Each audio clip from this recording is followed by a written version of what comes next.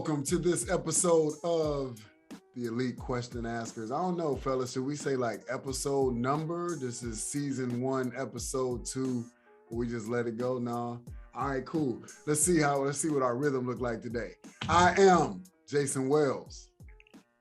I am Mo Williams. I am Deidre Taylor.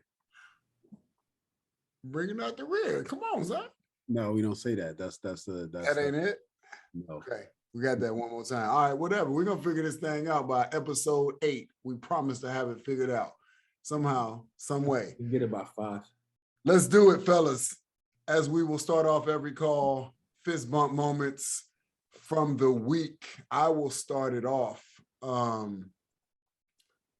know last week I mentioned just being on a call with you guys was a fist bump moment, man. But fist bump moment to my lady. And I know both of y'all gonna roll y'all eyes when y'all hear this. Yeah, look. Actually, Mo, I take that back. Mo, you would probably expect something like that. And then for those of us that are watching on YouTube, you can see Coach Taylor down there and his response. My lady is very much rooted into the structure and stability of a job, a 9 to 5. And fair enough, that's been her experience. But just this morning, there was a statement and there will be a continuing conversation, but she said, we should just start a consulting firm together. And DT, that was shimmy worthy. I got to get all over the chair like that was, bro. Yeah, just to hear that from her and hear that her mind is open to that and things like that. That was a big time moment. I mean, obviously you guys both know, but for me to sit here and talk about how I'm not licensed or degreed and a lot of the stuff that I talk about, she is. And I feel like from a bunch of different levels of running across people who actually might want or need professional, help, I feel like to have that in-house is a big time thing, man. So I'm excited to explore that conversation with her. So I'm going fist bump moment, not to me, but actually to her. Nice. I love it. It's awesome. What y'all got, man? Go ahead, Mo. I don't mind. My fist bump moment is we talk a lot off air, and now that we're on air, having this platform about self-awareness. So fist bump moment for me is just being self-aware of my feelings, my emotions. We dropped a game a couple of days ago. It's a very good program, very good team, and my self-awareness in a sense of just understanding that the guys need different voices. And I refer to our basketball gym as being a classroom. So really telling our staff that day that our classroom has to look different. We have to help them learn differently. I could easily just go up here and just do the normal speech, but changing up the classroom, changing up the scenery, changing up the voices they hear is something that I think these guys really needed. So that's my fist bump. And then since we fist bumping ladies, I'm a fist bump mine. She has been killing it with her just weight loss stuff and just the goals that she's been having set recently. It's been awesome just to see how intentional she's been and just the changes she's made. So those are my 2 fist bump moments. One that doesn't involve me, just me being a teammate, and then the other one that does involve me. I'm gonna throw another one up. Yeah, that's I wonder if you can see those on the replay. I wouldn't know if you can see my little zoom emoji. If you recognize it, you'll be able to see them. I mean, if you're paying attention to it, you'll be able to see it. Oh, got you. Man, you guys put the pressure on me to have a serious fist bump moment from a relationship status. Man, fist bump moment for the big fella. Won't be that. Oh man, but I will piggyback on something that both of you guys said in terms of the platform. Obviously, we're now public, and publicly people can consume our conversation, but the ability to have a conversation after a win or a loss with both of you I think it centers me. And this week, having a conversation, going through the ups and downs of Mo's world, helped me in my world, and his vulnerability and sharing with me some of the things that he was thinking. It really cleared the focus for me, and allowed me to kind of focus myself and focus my attention on the small things, the little things, that we refer to as the process that make the big things happen. And it started conversation in my own mind and in my own head that I wouldn't otherwise have with other people. I wouldn't do that. And so my fist bump moment would definitely be centered around those two, or that entity, in terms of the opportunity to speak with both of you guys offline, and the intentionality behind our conversations. Like when we speak, it's not a situation where we just shoot the breeze. Yeah. There's a lot of intentionality and a lot of purpose, and a lot of thought behind what we talk about. And so definitely, for lack of better words, I appreciate you both. Yeah, D, I listen to you, man, and it's really cool when we mention this and people will hear this, but I think the coolest part about it, and obviously we're only 2 recordings into it, but it's really what people are hearing and watching is what would go on no matter what. We might not necessarily be organized on a recording night, but when we pick up the phone and we text, or we're part of our group text, or we, if I can jump on the 10 o'clock call with you guys, it's the same thing. I think that's a cool thing. And I think that's where the platform is, man. Shout out to TLSC for providing this opportunity, but also too, shout out to, you guys for, just being open to it and being, just transparent. Cause I know there's a lot of people out here that need to hear the conversations that we have, but don't even necessarily know that there's platforms out there to listen to them or be a part of them or whatever. So, Ignite question. Our Ignite question is still tied into our connection part of the recording of the podcast, but it is also too going to trigger us into our conversation for today. So our Ignite question is a little bit of a deeper question, but what is life teaching you right now? What is something, or what is life teaching you right now? Who want to go at that first? Yeah, I'll take a stab at it, and it goes back into maybe a little bit diving deeper into the fist bump moment. But right now, I feel like life is teaching me that greatness is just on the other side of the struggle. Whatever you're going through, distraction, good distraction, it doesn't matter. Greatness is just on the other side of those things from this standpoint, in terms of like the distractions and the things that we're going through. They're making you identify and define yourself and what you want out of those things. And my hope is that they lead to a level of greatness for me as an individual, for us as a team, for us as a program, for me as a family man. There's a level of consistency that's attached to those, and that right now is in question. And life in itself is teaching me that if you just stick to those things, and it doesn't have to be gaudy, it doesn't have to be amazing. All it has to be is just rudimentary and fundamental. If you can just do those things over and over and over again, in my opinion, in my estimation, greatness is just on the other side of those things. Message. Mo, can I jump in right here? For the simple fact that I am literally in that phase of life where I'm on the other side of the struggle and I'm starting to see the greatness.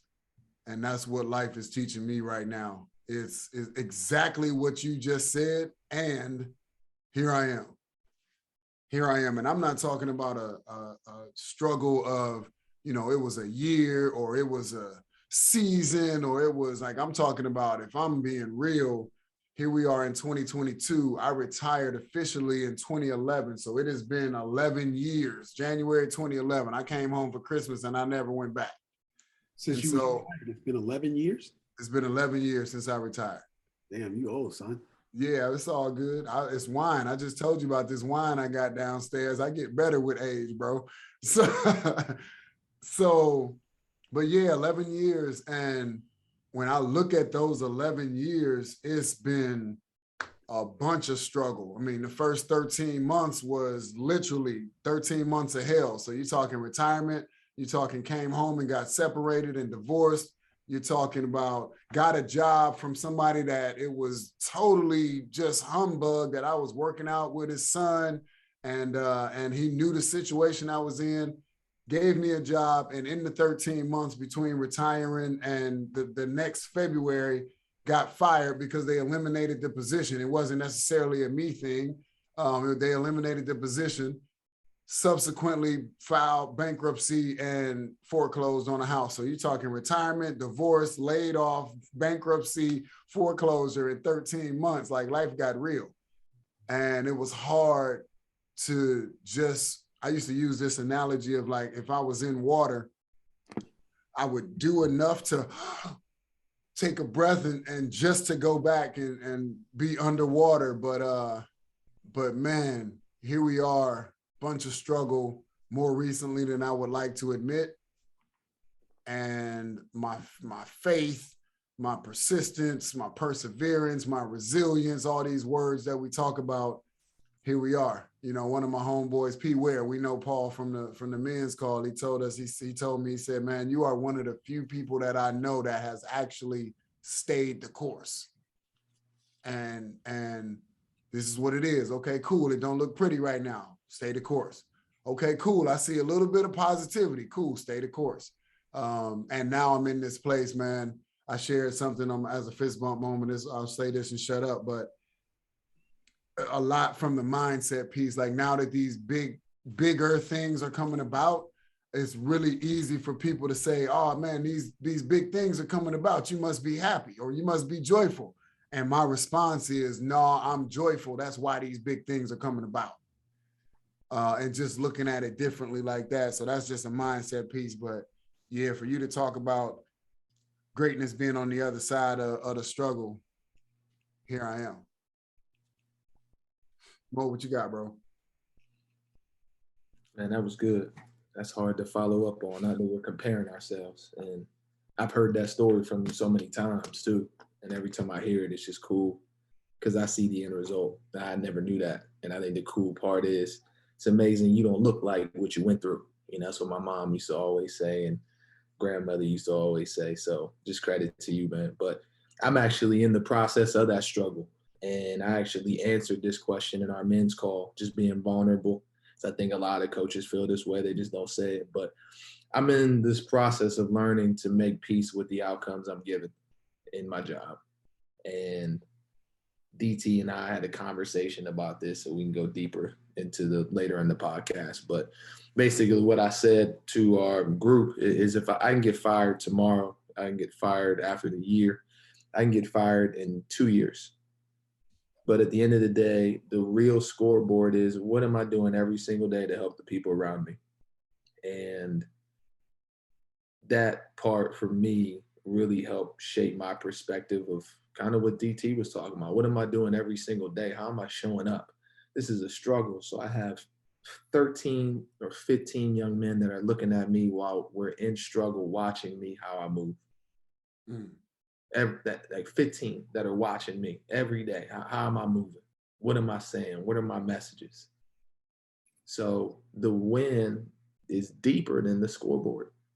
The win is how I'm responding could literally save a marriage. How I'm responding could literally stop that young man from being not present in his child's life to being present in his child's life. How I'm responding is it's getting really hard or I'm about to lose this job. And because of how my coach was or how he showed up in these moments, I know how to keep going. And maybe that's why God has me doing this. And maybe that's why he has me in this season. And I'm at peace with that. Now, that doesn't mean I'm okay with losing. It doesn't mean I'm not going to try hard. It doesn't mean we're not going to prepare to win. That doesn't mean tomorrow we play tomorrow. It doesn't mean we're not going to go out there and win the game, try to win the game. But what I told our team today was you will never hear me say winning with you guys for the rest of the season. Like winning, the win really is the one we have on our wrist, the W, taking that I out and replacing it with the 1. And, what I said to you guys, I just want you to play hard. And I was like, I hated when I was your age, coaches telling me, play hard, play hard. Like, what the heck does that mean, play hard? And I was like, for this team, I'm going to tell you every day what playing hard is. And I was like, for this game, playing hard is we have to win the rebound game. Like we have to. We have to rebound more than them. The second thing is we want to get a certain amount of deflections. And then the third thing is we want to touch the paint, a certain number. So that solves limiting them to 1 chance to shoot and giving us extra chances. That solves ball pressure, being aggressive. And then that solves taking good shots, because you got to take, in order to take good shots, you got to really get in there and touch that paint. And I just told them, like, if we just focus on those things, that'll lead to winning itself. And if it doesn't, so be it. So be it. So that's what I'm learning. That's what I'm learning.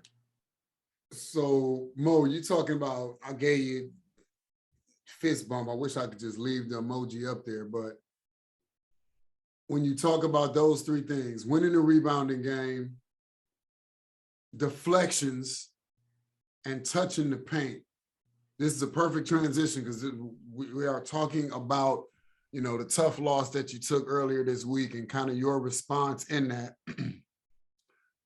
Boards, deflections, paint touches, and the scoreboard still says Salisbury comes up short.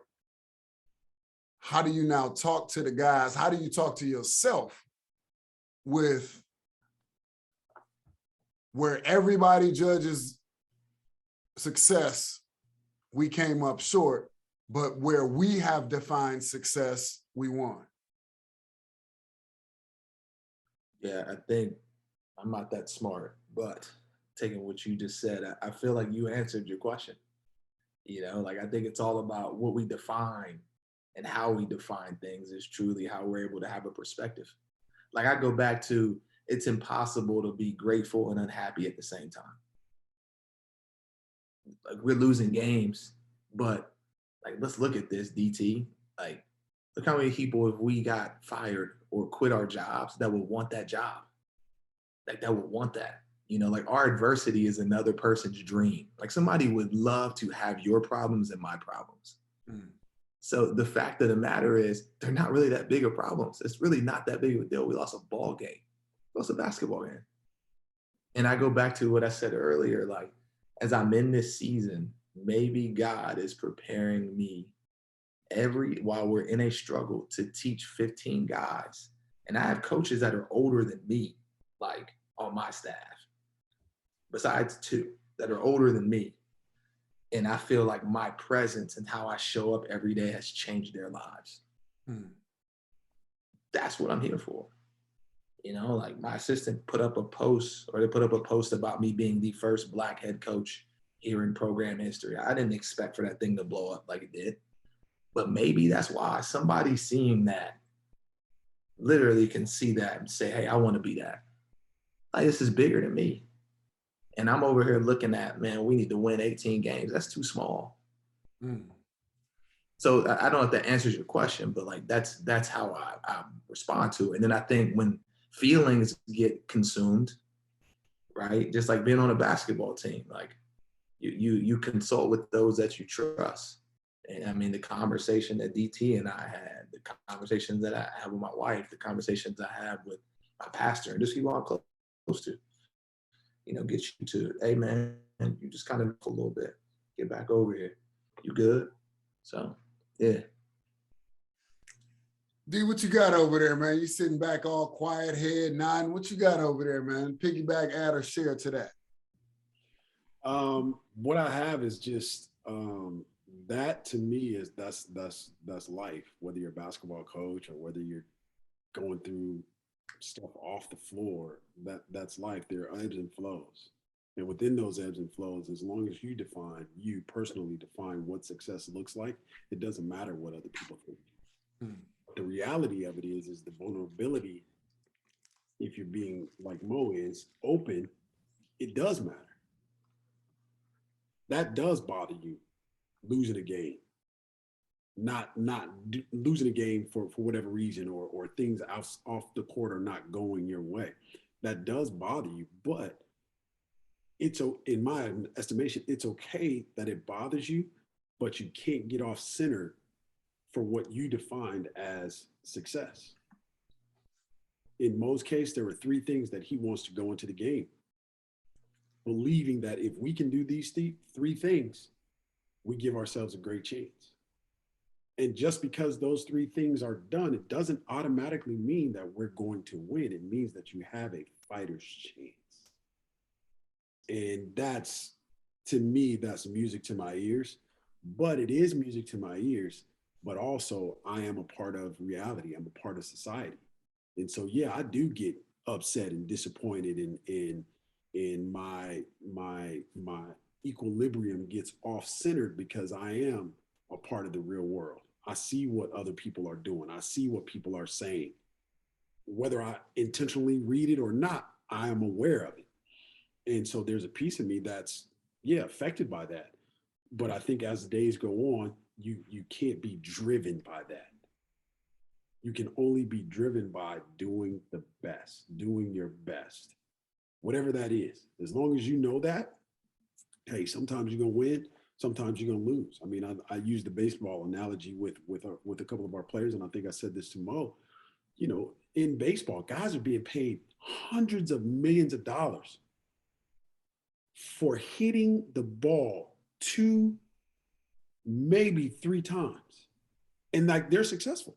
But if you take those odds to any mathematician or any statistician or any person that believes in numbers, they would tell you, man, you don't bet on that. That's terrible. Yeah. Don't do that. That's dumb. But in this world or arena that we're in, man, if you shoot 40%, you're doing something. You mess around and shoot 50%, you're really doing something. And that only means that if you take 10 shots, you're probably going to make 4.5, maybe 5 out of those 10. You're going to miss 5 shots. How do you respond from those misses? So in this world of, the world is performance, fellas. The world is performance. The world is result driven. If it's sports, it's win-loss. Or shoot, it could be even specific, like win-loss against a specific team. You know, man, struggle against the rest of the league, but undefeated against the team up north. You know what I mean? Like it can get that specific. Duke, Carolina, rivalry games. But in business, it's, are we in the red? Are we in the black? You know, what's our profit loss margin? All these different things. So in this world of performance, it's become extremely difficult for leaders, coaches, to be process-driven, process-oriented, as opposed to goal-oriented. So, you know, we all know the story of Coach K. Coach K struggled those first few years at Duke 100 million years ago. And we also know, and I'm going to touch on this from a couple different ways, just immediately the first way is going to be just that. Do I have time enough to implement this process, this change of culture, this whatever it is? Do I have time, as the performance or the wins or the losses might not necessarily be registering? Like, what's your approach? Mo, you newer head coach at this job. What's your thoughts on that? Like, and you've had some success, so I don't know if you speak hypothetically, but maybe from a culture piece, getting the guys in there and out of there that you want to be the foundation of your culture. Do you have time to do that? Well, I think, man, and I think DT would agree with this, like, you got to do things your way. And I think being an assistant, shifting over to be a head coach, you think you know what you're doing, but really you slide over and you're like, wow, this is a lot different.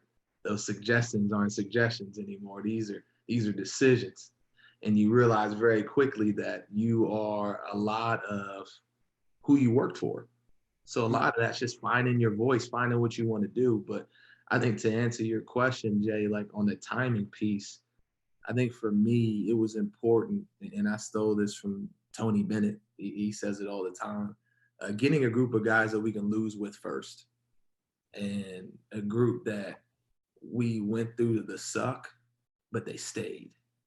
They stayed because basically what DT said earlier, what's on the other side of hard, and we're hitting like that end tunnel of that, but we're still in that tunnel, right? And I think that's the hard part, especially with 18 and 22-year-olds. It is a show me kind of age group.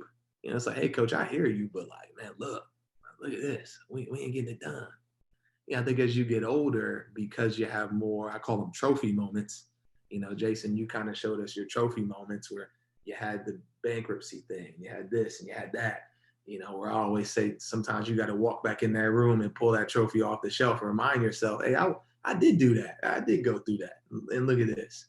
But yeah, I think you have to do it your way. I think you have to get your people in. And I think at the end of the day, there's value in losing together. When you can have a group that you can lose with first, I feel like that's how your culture, which I have a different definition with that word, can really start to grow and happen. And yeah, it takes time. DT, What's your word? What's your word? What do you use as opposed to culture? Environment. Why the specific change? Because culture is such a buzzword, especially in our sport or in athletics. I think it's just more specific. Like for me, I could tell what an environment's like. I think culture is it's defined in so many different ways, and it's used often. I think if you say the word environment, everybody's going to say, how does it feel? What does it look like? How do I feel in it? And to me, that's what your culture is. It's not what I say. It's not what's on that wall. It's what are the people doing? How are they acting? How do they feel when you're not around? Not what we're putting on t-shirts, but like, how are we when coach isn't around? And that's why I say, like, what's our environment? Like, what is it like? And we still haven't like gotten to that point yet where I feel we're killing it in that area, but we definitely continue to make strides. Yeah. Can I say something, Jay? Like, yeah. In that vernacular right there, I don't know that you can ever really expect or anticipate killing it, because that alludes to it's set. To me, it's a constant, ever evolving, almost minute by minute, day by day process where you are. And people always ask me, like, man, why are you so mad? I'm mad because I'm fighting for something that I don't know that you really ever really fully grasp. But what I'm driven by is the people around me. We all say we want the same thing, but our actions, are our actions in alignment with delivering said product? Every single day, like today, I got after our guys and I challenged them in a way that's probably different during this part of the year. But tomorrow when I wake up, I got to do it all over again. I got to say the same thing, but in a different way so that it attracts their attention. And so that environment or culture or whatever word you want to use, it's the substance of the actions. Do they align with what you say? And then when you look back, can you say that, we all have a choice. We all have how we respond. Some of us blame, complain, deflect, excuse driven. Some of us look at it as, hey man, dang, I could have done so-and-so. I'm going to make sure I do that. I was having a conversation with my daughter today, and I asked her about something, a math score. And immediately she says to me, the teacher graded it the wrong way. And I'm saying, what? Huh? What? Are you just playing, right? She was like, no, I think the teacher graded it the wrong way. I said, sweetheart, that is an excuse like I've never seen before in my life. And throughout the course of the conversation, what I was trying to get her to understand and what I want her to understand is take responsibility for your actions. So what if you fouled up the test? Awesome. It happens. But what are you learning from that? And how are you going to represent yourself moving forward? Yeah.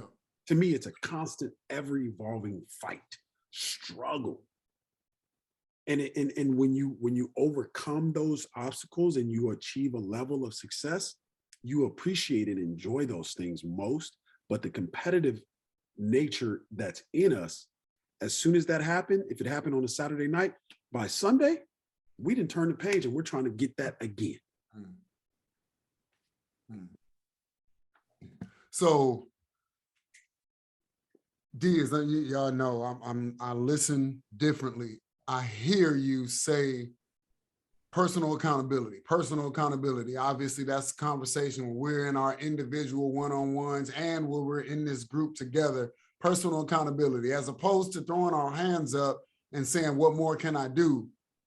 Asking that same question, but just changing the tone and, well, what more can I do? No doubt. What more can I do?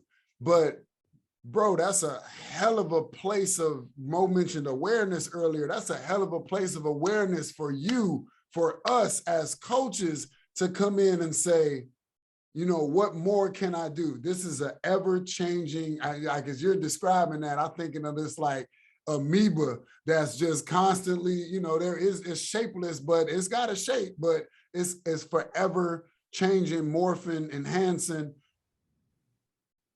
And if I'm jumping into that same example of, do I have enough time to put in this process, to put in this culture, environment, this ever-changing amoeba that I'm fighting for?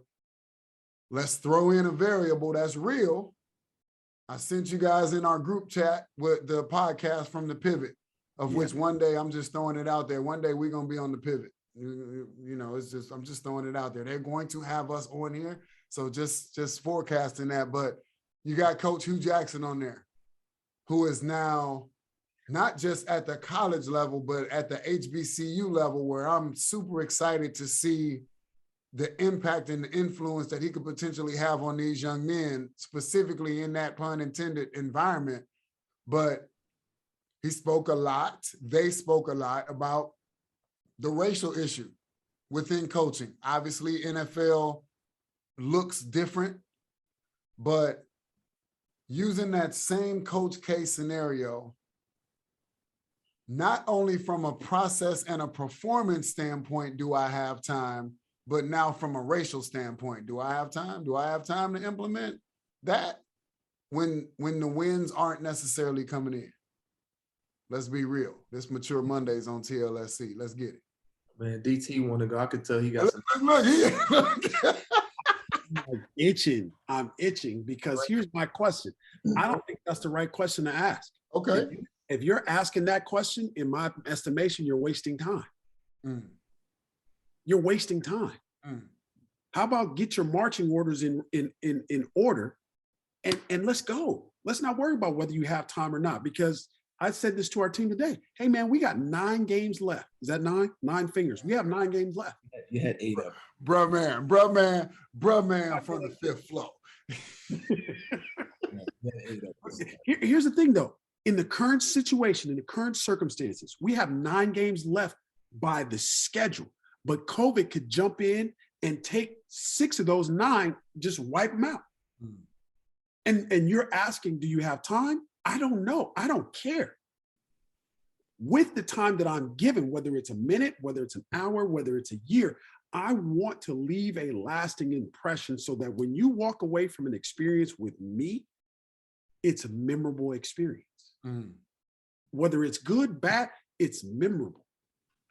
That's what I'm after. I'm not after defining if I have so much time. There's one guy, as a former Georgetown coach, and he said this, I saw it, and it just stuck with me. It happened probably 15 years ago. It just stuck with me. He got fired from Georgetown. I think his name is Craig Escherick or something of that nature, but he got fired. And they had a press conference for him. And he said, I appreciate Georgetown for giving me this opportunity. And he said all the right political stuff. But he said this, that just like, it was piercing to my soul, but it meant so much in terms of the driving force behind what it is that we do. He said, I came in and I did things the way that I thought would lead to success. They just weren't good enough. But I hold my head up knowing that the last 5.5 years, I've done it kind of my way, so to speak. I've done things that I thought were going to lead to success. It just wasn't good enough. And from there, I thought, there's a guy, in my opinion, and I didn't know that then, but I would say to now, today, there's a guy who is defining success and learning from his experience. Good, bad, right, wrong, or indifferent. In my opinion, we're in estimation, we're going to have a varied level of those experiences. They're going to be extremely successful. They're going to be extremely lousy. But if you don't learn from them, in my opinion, you won't grow from them. So in order to change that question or to answer that question, I would say, who cares? I don't have time to worry about whether I have time. I'm gifted time. I can't worry about what has happened in the past. I can't even worry about really what's happening in the future. I have current time. And to affect the future, I want to use it in a way that allows me to be productive in the space. Message. I'll shut up. Mo, what you got, bro? Honestly, I think he hit the nail on the head. I mean, the only thing I would say, it's a story, it's quick. Living in a neighborhood, I live in a neighborhood where houses were built very quickly. And there was this really awkward time where it went from grass to dirt to what's going on to, oh, that's going to be a house to, well, what kind of house is that going to be? To, oh, okay, now I'm seeing it. To, is that going to help it be sturdy? To, ooh, now I'm really starting to see it. To, wow, that's a nice house. And I say that to say this in a funny way, in a visual way. Obviously, as I'm saying that, you can have some type of picture in your mind. You get one time to build a house and build a foundation. You can't worry about how much time it's going to take you to build it. All you can focus on is whatever storm is going to hit during the process of that building, that, because there is going to be a storm during all that stuff I was telling you about. There were storms. Is what you built sturdy enough to hold on? And I'm in awe. Like I would walk, being a new dad with a stroller, I would just sit here and like just look at these structures. And somebody probably would drive by and be like, this dude is weird. What I'm really looking at, and had no idea what I was really doing, is I'm sitting here looking at, all right, this is my first year. What do my bricks look like? What bricks am I laying down? There's going to be a process where people are going to look at it and be like, what the heck is he doing? And there's going to be a part of it where it's going to be like, wow, that's really cool. I see what he's doing. And then there's going to be this awkward phase of like, well, but how is it going to get there? And then there's going to be this phase eventually, if it's built right and the plan is clear, where it's going to happen. But I did not say at all during that whole process, well, you only have 3 years, you got 5 years. What I told you was just the building process on how those things were built. And that's where I think you handle it. Message. Commit to the cliche. Trust the process. We all trust the process, but very few people actually trust the process. Can I say something really quick? Yeah. I would say very few people know what the heck the process means. They say trust the process. It's so funny. I got parents hit me, hey, we're going to trust the process. No, you're not. First of all, you don't even know what the process is. Second of all, you don't even know what the process is going to deliver you. Third of all, you're just saying that to try to get my attention. Shut the hell up. There you go. Ask your son or daughter, hey, sweetheart, baby, son, are you giving your best effort to the team? Or are you saying it's their fault? When you do that, there's 6 fingers. These ones, they're pointed right back at me. Yeah. So what I'm saying is be responsible for you. Before you can be responsible for somebody else, define the process and follow that alignment. Message! Yo, bro, you look like you're doing your little thing at the end with the, you look like you one pinky, one index. That you look like it's a lot. We had before we started recording, we talking about DT's upraising and the different groups that he's grown up around. We just gonna call them groups. Minority groups. So groups protecting their turf, Mike. It's funny though, bro. Like, trust the process. Cool. Philly, a few years ago, became notorious on the NBA level. Trust the process. 10 and 72 years. Real bad years. And it's funny, the same coach that coached them through that. And I played against Brett Brown when he coached in Australia. The same coach that coached them through those years of trusting the process, with my air quotes, consequently got fired because now that ain't good enough. Eastern Conference Finals ain't good enough. Just 5 years later, that ain't good enough. So that's what I'm talking about, the performance piece. Like, and you guys, and I know you didn't dodge the question, but I want to talk about it. And it's funny because on the podcast, Fred said it. He's like, man, I don't want to talk about the black-white thing. And fellas, understanding the racial part of it, but talking about guys who get jobs, shitty jobs, they know they're shitty jobs, but I got to take this shitty job because I don't know when I'm going to get another job. And everything about this job is set up for failure. And I go in and I have this vision, I have this process, I have these bricks and this understanding of this foundation that I'm going to build.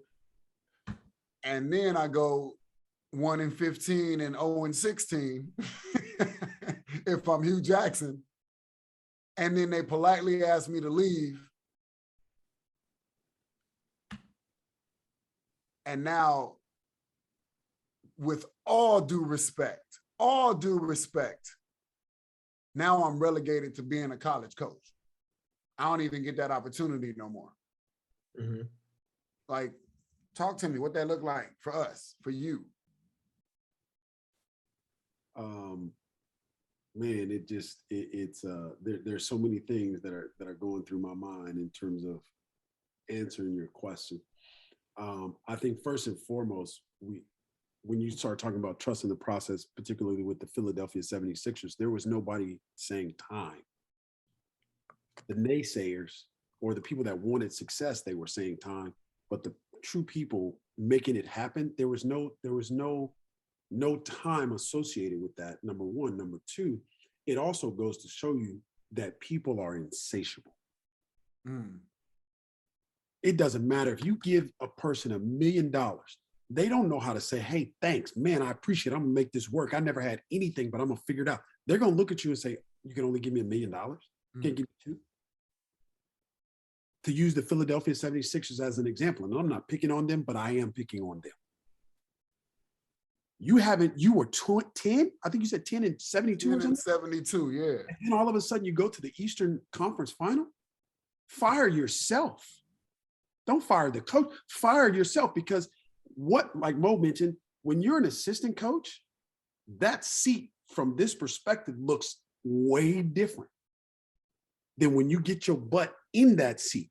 The storms that you thought were coming, those aren't the ones you got to worry about. It's the ones that you don't see, the ones that you're unaware of, the ones that you've never seen. How do you matriculate? How do you handle those problems? Not the ones that you think are going to, hey, we're going to have to endure this, endure it. Man, please. You don't even understand and know. There's no way you can until you are in that seat. And as far as the racial thing, I've always said this, and this is just me. I mean, I'm not the brightest star in the sky, but if you look at the people that in the arena that we work in, the athletic directors, the presidents, the general managers, the owners, how many of them look like us? And you suffer the consequences of taking a Cleveland Browns job. They haven't been successful since I've been. Easy now, easy. Hey, I'm talking right to them. They haven't been successful since I've been alive. That's not the truth. We had to drive, the fumble, all of that. But they expect this guy to come in and be the savior. When he's dealing with all of these, first of all, he's dealing with a losing environment. Sure. A historical losing environment. Then you have all of the different quarterback botches that they've experienced. You have all of the different staff botches that or speed bumps that you got to go through. There's so many factors that contribute to a losing culture. And that's easy, actually. The hard part is winning. It's doing what Bill Belichick does. It's doing what the head coach of the Steelers does. Every single year, doesn't matter. They find a way to get to the playoffs. But neither one, Belichick or the Steelers coach, they're not hired by anybody that look, or the Steelers coach doesn't. They're hired by. He's been hired by somebody that doesn't look like him. Now they might have, the BLM and all of these. Come on, man. Yeah. Come on. Bring us home, Mo, before we jump into money moments. And I'm just gonna hit this racial piece real quick, man. I always just kind of approach it and embracing the cliche, and then I'm gonna hit you with one of your Jaysonisms. Yes, sir. Yes. It is what it is, but I can make it what it is, right? Say that again. Boom.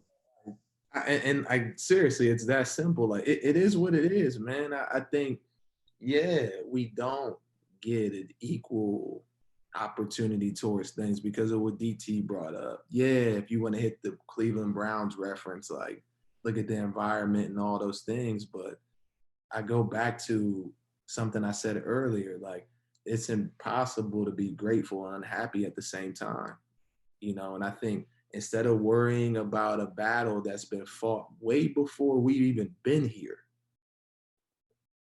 I just don't choose to think about that, man. I just choose to be in awe of this is literally the amount of schools where this opportunity could happen. This is the amount of schools of people that look like me that are in these seats. Like, look at me. I'm there. While I'm here, what am I doing with it? What am I doing with it? And that's just how I try to move every single day. Because I feel that if you're worrying about other things outside of that, you're going to have a losing battle. And I always say this, if you're looking for a stable job, coaching definitely isn't one. Not even I think at our level, it's probably the most stable because they look at outside things. Like ain't nobody knocking on my door saying, hey, you lost to the number 4 team yesterday, man. What were you thinking? Why couldn't that dude box out? I tell her, it's like, nobody really cares. Like, nobody cares. It's all about, are these people good people? Are they graduating? Are we getting better? And that's how I'm being judged. And I think, lastly, to bring it home, like, whenever you take a job, you have to figure out very quickly, how am I being evaluated? And if you don't know that, then you can really get lost in some of the things that you're asking us about. That's my bringing it home. Yeah, and really quick, one thing that I would love for us to speak about is just that dynamic right there. Are you really being judged? Are you really keeping your job because you're graduating guys, because you're producing great young men? Or are you keeping your job because you win or lose? I think that's a question for us to dig into at a later date. Next episode. I mean, why, here we go. Why are you keeping your job? Let's talk about it as the next episode. Money moments, fellas. I can't wait till we get this stuff produced and I can just imagine like them money, like jumping in right now. You got to deal with my voice, just like you had to deal with me singing Gerald Levert last episode. Whoa. Money moments. What you get out of this hour, man? We, cool. We take notes. We all said some gems. What you get out of it? Hold on. Can I go? Please. Yeah, because I'm not jumping in like a mug. This man, Coach Taylor, was talking about you pointing. If you point, you get 6 fingers back at yourself. Like, I really had to sit here and see if there were 6 fingers being pointed at myself. I never heard that.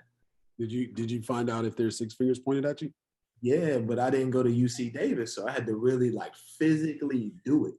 Yeah, I don't think you I have think you gotta, like, for those of us that's just listening, you gotta hit him. He pointed both fingers both ways, so you know he's going across his chest. So yeah, you got pinky, ring, index on both hands pointing back at you. Hey, That was a money moment right there, man. that's a true kinesthetic learner though. Me seeing it and hearing it, that didn't happen. I needed to do it. And if you a listener, just understanding that when DT gets going, like the passion in his voice changes, and it's just, yeah, it's funny, man. no. Take it to leaning all up in the mic. Man, we're gonna blow this YouTube up too so people can see us. This man lean all up. This man got aggressive. Go ahead, D.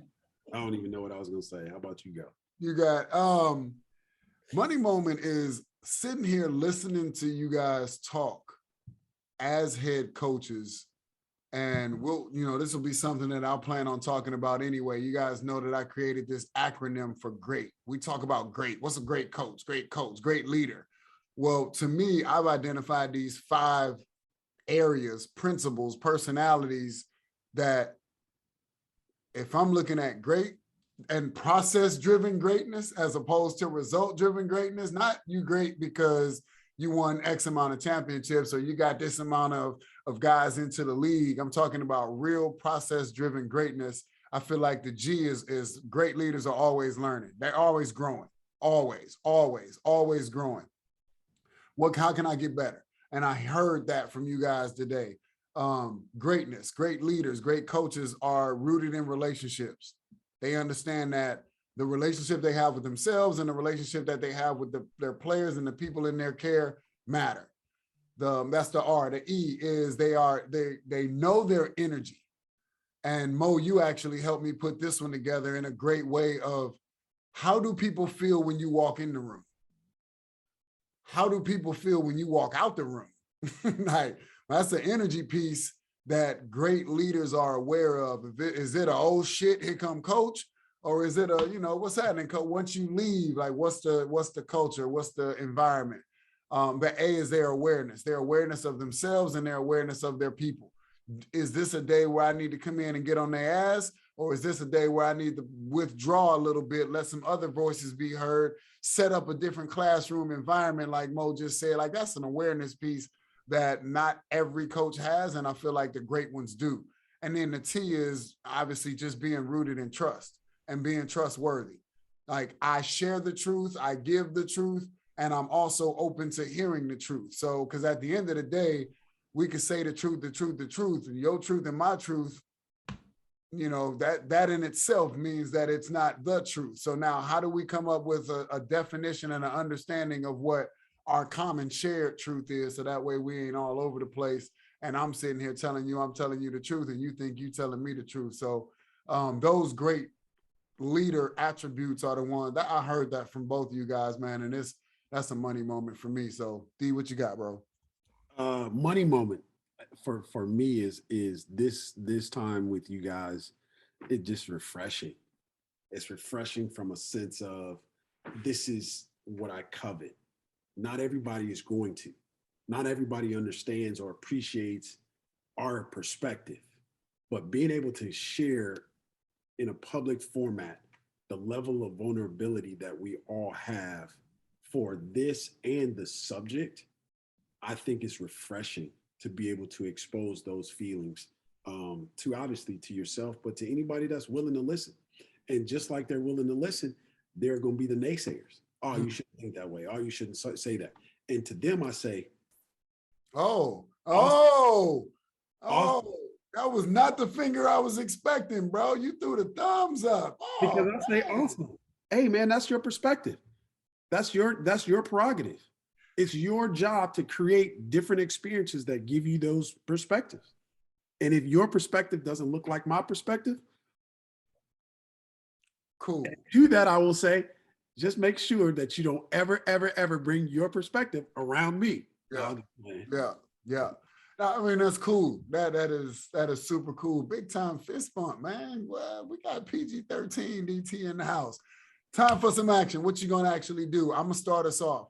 I am Mo, I love what you said at the beginning of the recording when you said realizing that it's bigger than me and that I am a representation of what these young men and even these older men, for the people that represent, you know, on your staff specifically, with you being younger and having older coaches with you, like I'm a representation. How I respond is going to affect a marriage, going to affect, you know, some type of relationship or whatever it is. Just realizing that it's bigger than me, man. My action item for this week is going to be the intentionality of how I move through spaces, realizing that people are looking at me and making judgments and decisions according to how I move.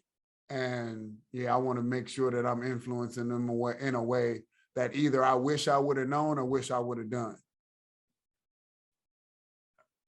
What you got? Go ahead, Mo. Well, I'm gonna first say the last one I said I did say I wanted to write more. So I really have been trying to be intentional with writing things down, and wrote things down as I shared with you guys just how I want to approach our game, playing hard. What does playing hard means, based on the conversation that I had with DT. So shout out for that, and just that conversation and fellowship was huge for me. But I think for this one, man, is just showing up, just showing